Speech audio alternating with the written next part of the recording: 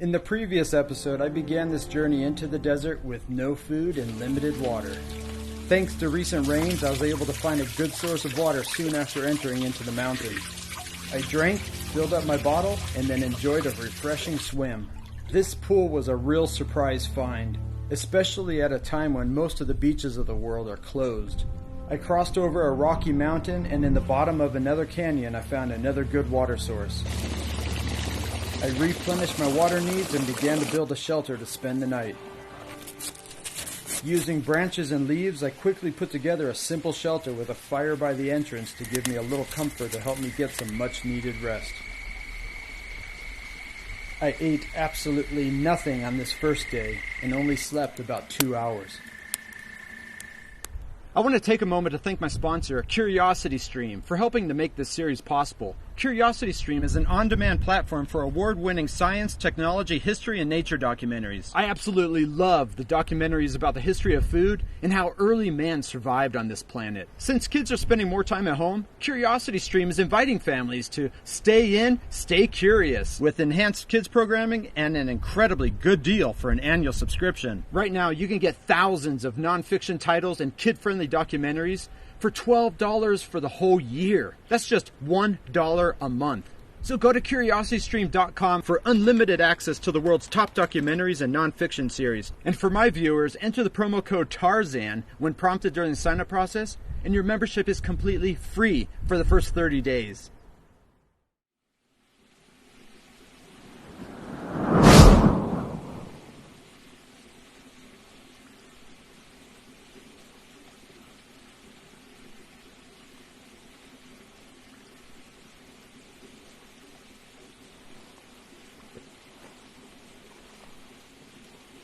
As the night went on, the temperature dropped, and I spent much of the night maintaining the fire and heating rocks to place under my poncho to help keep me warm. The hot rocks actually worked quite well. I allowed them to get as hot as I could safely handle them without burning myself. Several hot rocks placed under my poncho kept me warm enough to sleep for 2 hours.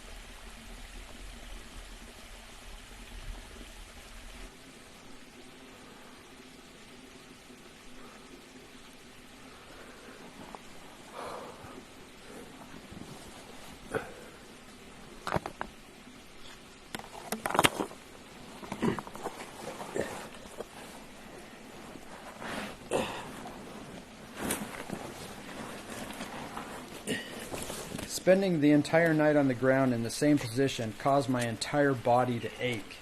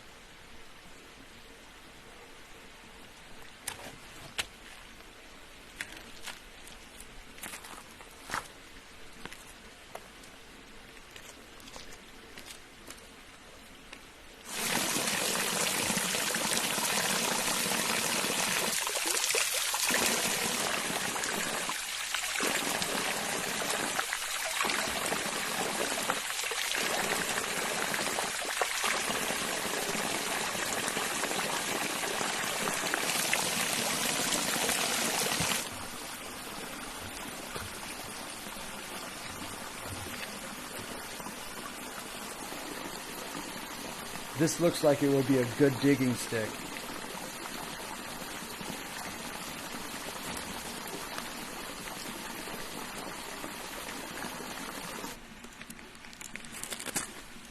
As I said the previous day, cattail fluff is one of my favorite materials to use when starting a fire.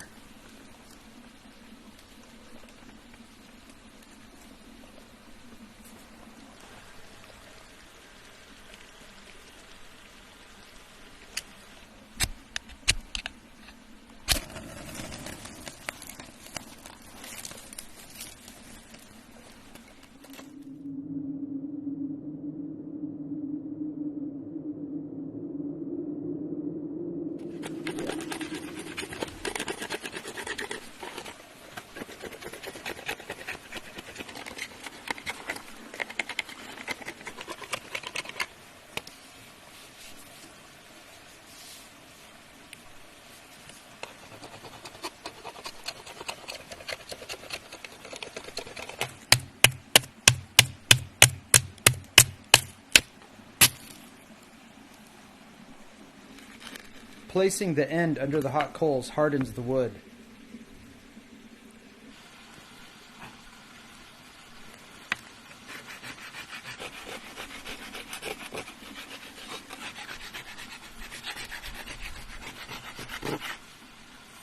After sanding the end on a rock, it is ready for use.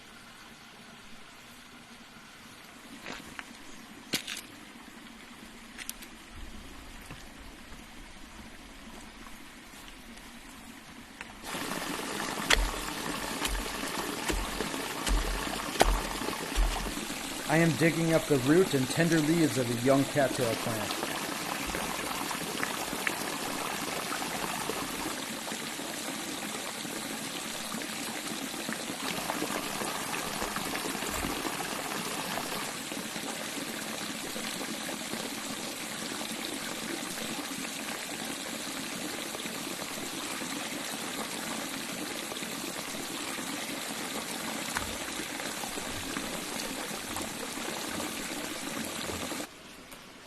The base of the young plant can be eaten raw or cooked.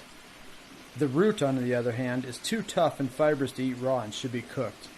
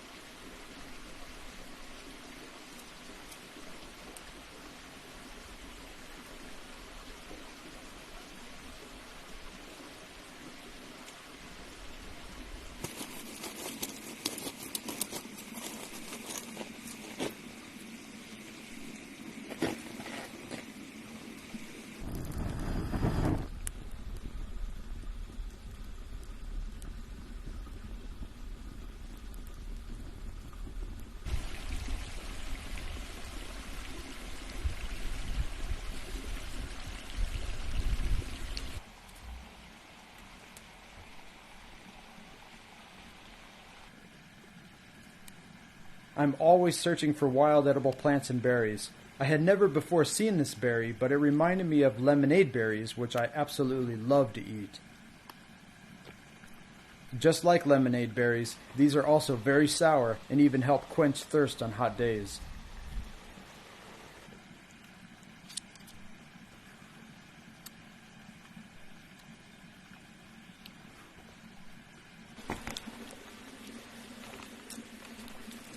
I let the cattail root cook in the ashes of the fire for about half an hour. Then I washed it, peeled it, and ate it.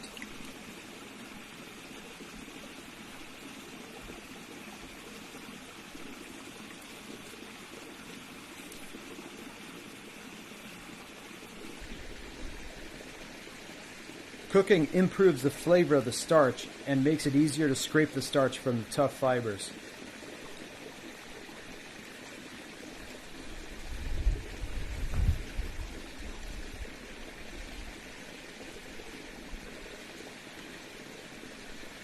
After breakfast, I left my camp and hiked towards the mountain peak to explore more of this wilderness.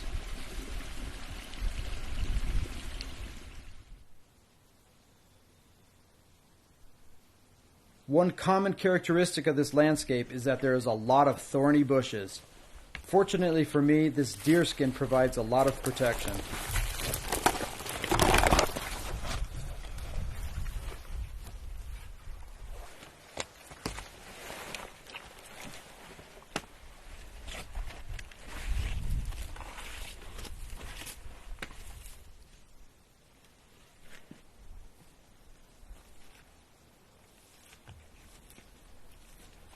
This is probably the largest California juniper tree I have ever seen.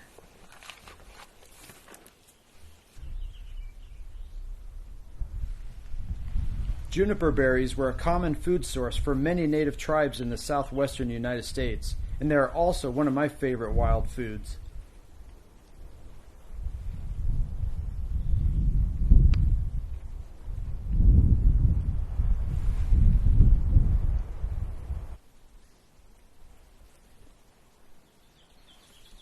And then I saw another tasty food, miner's lettuce. Miner's lettuce has a lot of water content and a very mild flavor. It is called miner's lettuce because it was commonly eaten by miners during the California Gold Rush to help prevent scurvy. Scurvy is a serious disease caused by vitamin C deficiency.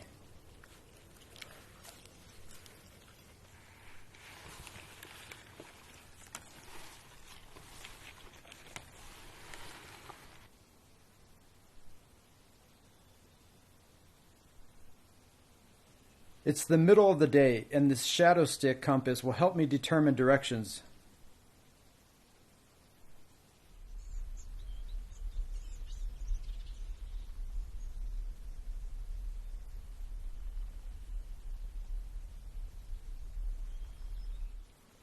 Resting in the shade during the hottest part of the day helps prevent fatigue and conserve water.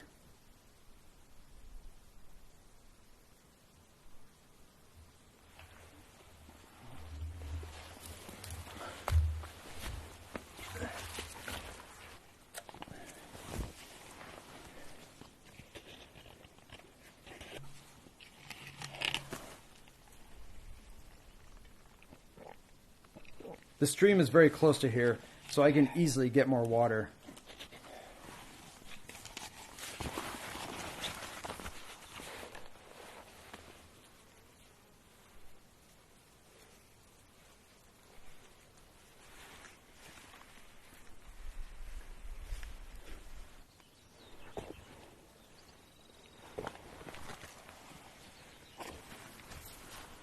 I waited about 2 hours before placing the second stone on the shadow of the top of the stick. Then I connected the 2 stones with a stick, and that line shows the east to west direction. Crossing that line perpendicularly with another stick shows me north and south directions. This shadow stick compass works best in the middle of the day.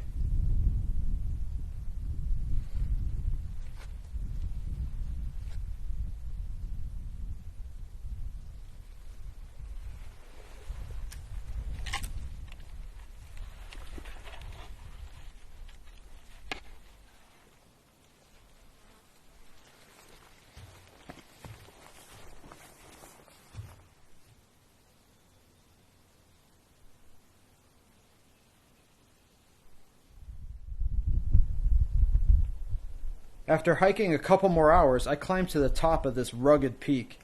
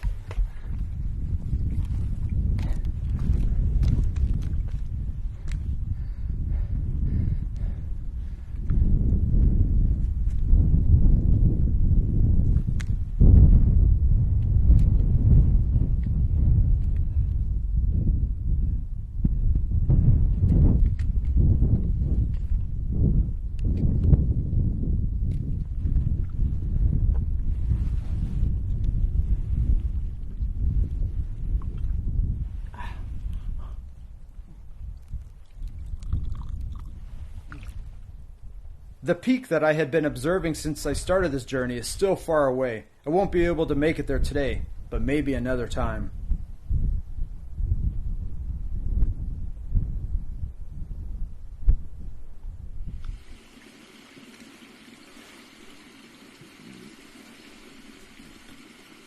By the time I returned to my camp, I was exhausted. I reclined against a rock and ate juniper berries.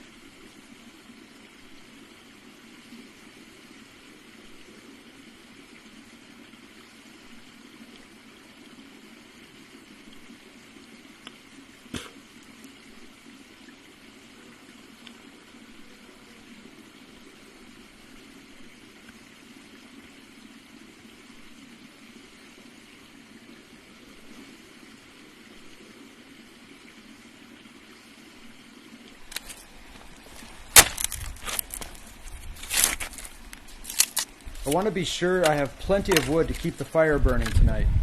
Hopefully, I will get more sleep.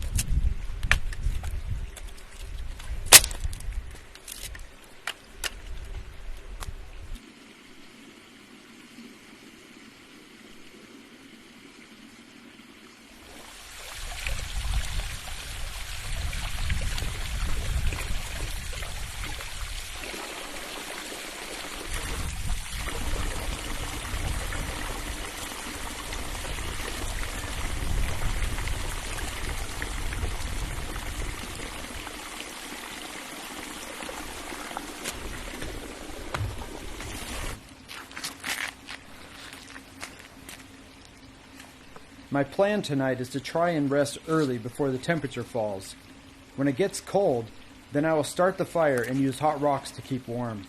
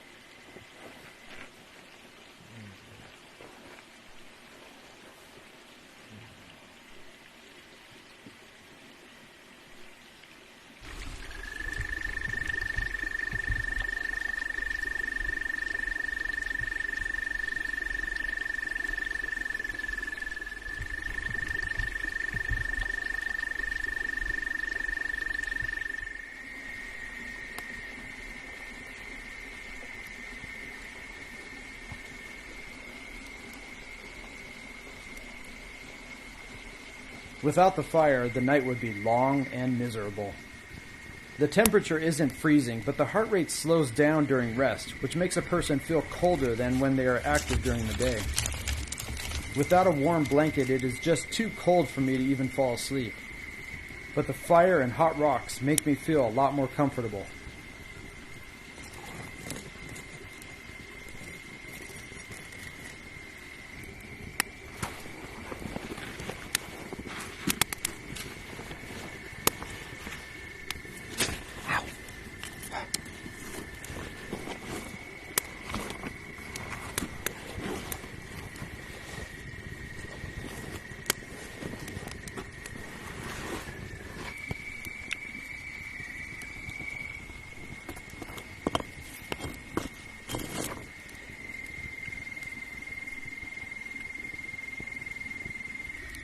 I managed to sleep about 4 hours on this night.